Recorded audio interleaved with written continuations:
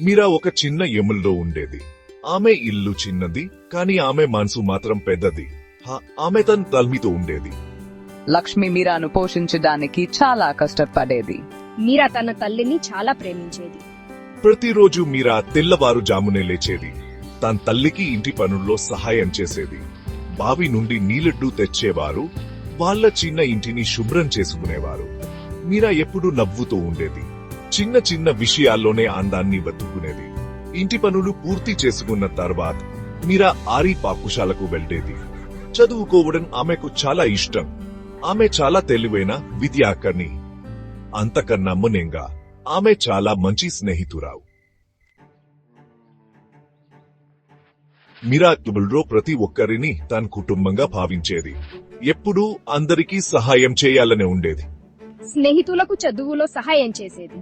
వృద్ధులకు బరువులు మోయడానికి సహాయం చేసేది. ఒకరోజు మీరా ఒక బిచ్చగాన్ని చూసింది.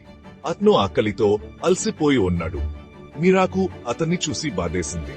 ఇంటికి వెళ్లి అతనికి కొంత తిండి తెచ్చి వచ్చింది.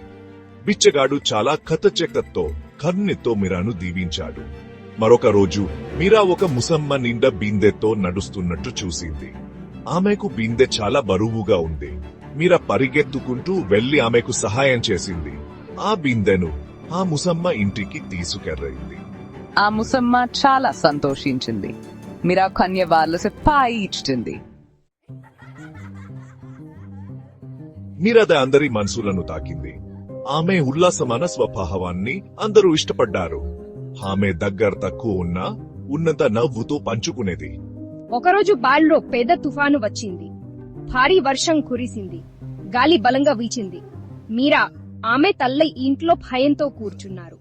అకస్మాత్తుగా తుఫాను వల్ల వాళ్ళ ఇంటి పైకప్పు ఒక భాగం గాడిపోయింది. వర్షపు నీరు ఇంట్లోకి వచ్చింది. మీరా లక్ష్మి భయపడ్డారు. ఏం చేయాలో తెలియలేదు. అప్పుడు వాళ్ళ ఇంటి తలుపు తట్టిన శబ్దం వినిపించింది. తలుపు తెరిచి చూస్తే వాళ్ళు ఆశ్చర్యపోయారు. భారీ జనాలందరూ అక్కడ నిలబడి ఉన్నారు. మీరా ఆమె తల్లికి సహాయం చేయడానికి వచ్చారు. పైకప్పు బాగు చేయడానికి కావలసిన సామాగ్రి తెచ్చారు.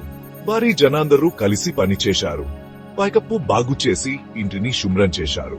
మీరా ఆమె తల్లికి తినడానికి కూడా తెచ్చారు. మీరా చాలా భావోద్వేగానికి లోనైంది.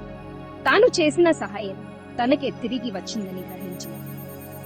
ఆరి జనం ప్రేమ్ సమితి భావాలకు నిజమన్న అర్థాన్ని ఆమెకు చూపించారు. ఆ రోజు నుండి మీరా ఒక విలువైన పాం నేర్చుకుంది. దయ అనేది ఒక విత్తనం లాంటిది. అది పెరిగి పెద్ద చెట్టు అవుతుంది. అందరికీ నీడ్ పండ్లు ఇస్తుంది.